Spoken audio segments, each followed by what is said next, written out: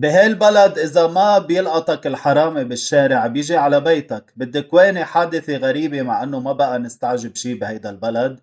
فات حرامي على بيت امرأة من البالكوني من شرفة المنزل ساعة 6 الصبح. فات لجوا، أخذ 3 تلفونات وأخذ $200. ولما فاقت الأم، لأنه قاعدة مع ولدين وزوجها متوفي، يعني هي لحالها قاعدة بالبيت وعندها ولدين، فقامت بدها تواجهه، حمل السكينة عليها، قال لها بتعملي أي شي بقتلك؟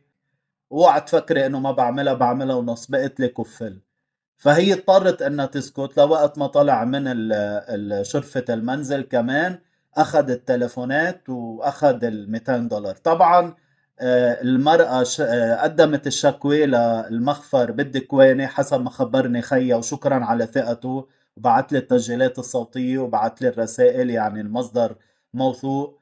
وعلى امل انه ما بقى نسمع هيدي الخبريات، على امل انه ننتبه ونقفل باب بيوتنا كتير منيح، باب البراندات كتير منيح، لأنه نحن في حالة فوضى. وتخيلوا بالدكواني، يعني العاصمة بيروت.